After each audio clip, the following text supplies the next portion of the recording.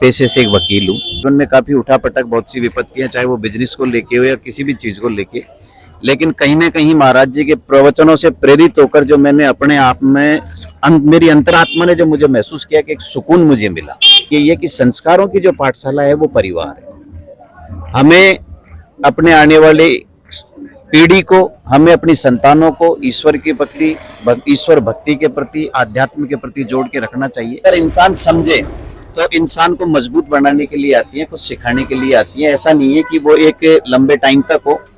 जैसे दिन में धूप है तो छांव भी है, तो विपत्ति आज है, कल आज अगर विपत्ति है तो निश्चित रूप से कल उसका कोई समाधान भी है।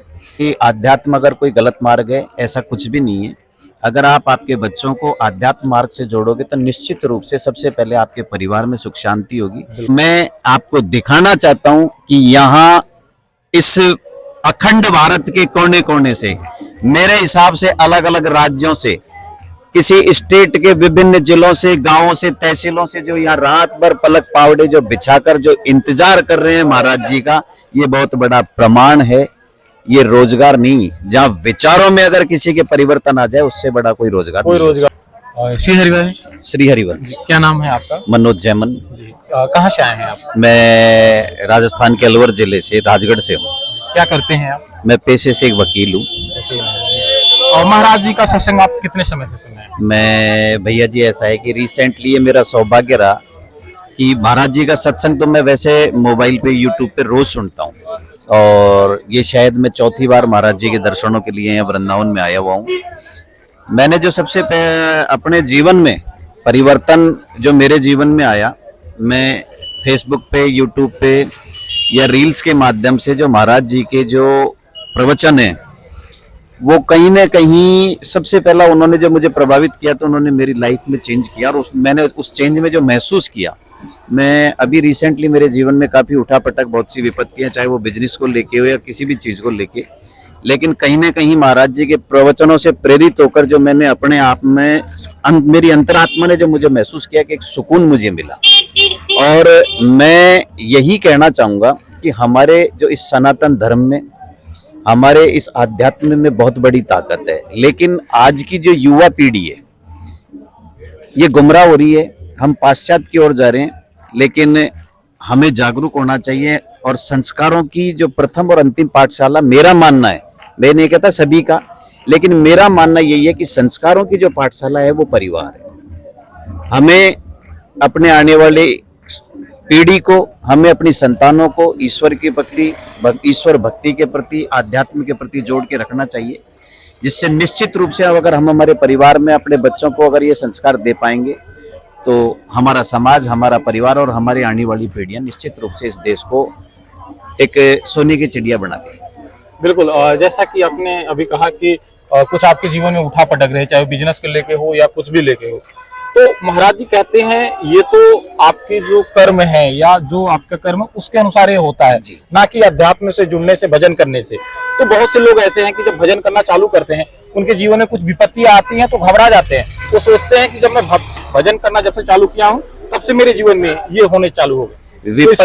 विपत्तियां सर, कहीं ना कहीं विपत्तियां अगर इंसान समझे तो इंसान को मजबूत बनाने के लिए आती है, कुछ सिखाने के लिए आती है। ऐसा नहीं है कि वो एक लंबे टाइम तक हो। जैसे दिन में धूप है तो छांव भी है, तो विपत्ति आज है, कल आज अगर विपत्ति है तो निश्चित रूप से कल उसका कोई समाधान भी है। और ये जो आध्यात्म से जो आप जो बात कर रहे हो, आध्यात्म हमें सबसे बड़ी बात है कि सेल्फ कंटेंटमेंट, जो आत्मविश्वास जो हमारा मजबूत जो अगर हम रखते हैं, तो वो अगर कहीं कोई चीज सिखाती है तो आध्यात्म है। हमारे ग्रंथ हैं, हमारे संत मुनि हैं, हमारे महात्मा हैं, हमारे बड़े बड़े जो महापुरुष, हमारे देवी देवता, ये वो चीजें हैं कि जो व्यक्ति के आत्मविश्वास को और प्रगाढ़ करते हैं।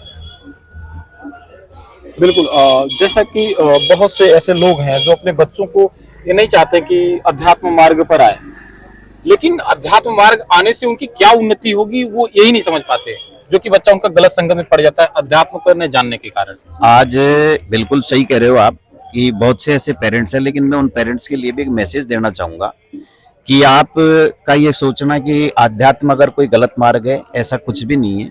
अगर आप आपके बच्चों को आध्यात्म मार्ग से जोड़ोगे तो निश्चित रूप से सबसे पहले आपके परिवार में सुख शांति होगी, बिल्कुल बच्चा अपराध की ओर डाइवर्ट नहीं होगा। नहीं होगा, बिल्कुल। और निश्चित रूप से जब बच्चा अपराध की ओर डाइवर्ट नहीं होगा तो वो कहीं न कहीं किसी न किसी कंपटीशन में, बिजनेस में, परिवार में, अपने छोटे भाई बहनों के लिए, समाज में, पड़ोसियों में एक ऐसी अलग जगाएगा कि जिससे धर्म का प्रचार प्रसार होगा। और जहाँ धर्म का प्रचार प्रसार होता है तो उस समाज का, उस गांव का, उस राष्ट्र का, उस जिले का, उस शहर का कल्याण होना स्वाभाविक है। एक चीज मैं आपसे कहना चाहूंगा कि बहुत से लोग वो कहते हैं कि क्या मंदिर हमें रोजगार देगा?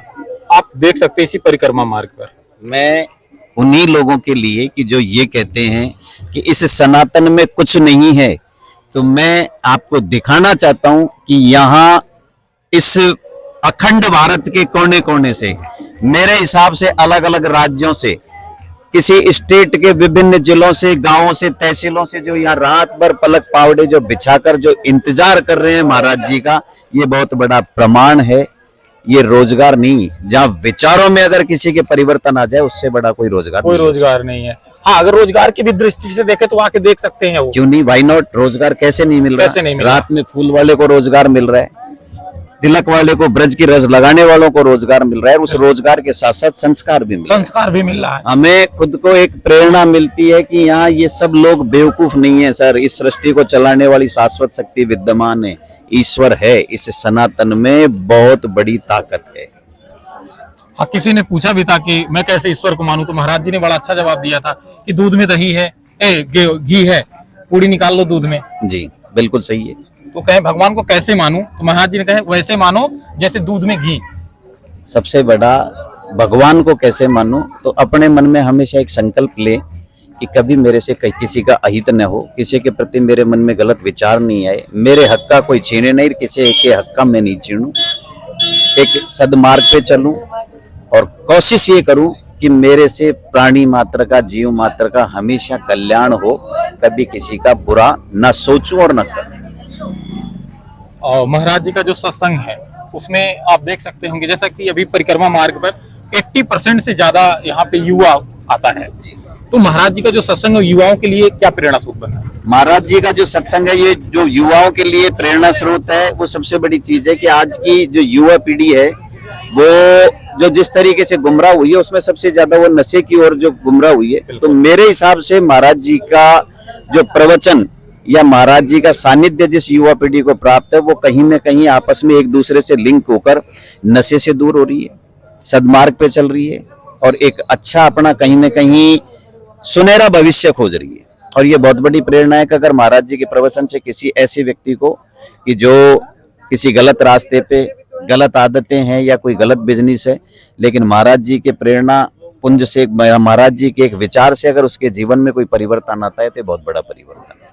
और आज की युवा पीढ़ी को निश्चित रूप से महाराज जी के, चाहे वो यहाँ वृंदावन आए, महाराज जी का व्यक्तिगत सत्संग सुने, व्यक्तिगत नहीं सुन सकता तो वो यूट्यूब के माध्यम से, फेसबुक के माध्यम से या जैसे भी उपलब्ध हो सुनना चाहिए। महाराज जी के प्रवचन, महाराज जी का सानिध्य व्यक्ति के जीवन में परिवर्तन लाता है सर, ये फैक्ट है। आप उन माता पिता से क्या कहना चाहेंगे जो अपने बच्चों को सत्संग के मार्ग पे नहीं लाना चाहते हैं, उनके लिए आप क्या संदेश देना? उनके लिए मैं यही कहूंगा कि मेरा एक ही मैसेज है कि परिवार की संस्कारों की जो प्रथम और अंतिम पाठशाला परिवार ही है, तो वो पेरेंट्स अपने बच्चों को सत्संग मार्ग से, आध्यात्म से, सनातन से जोड़ें, ईश्वरीय भक्ति से जोड़ें।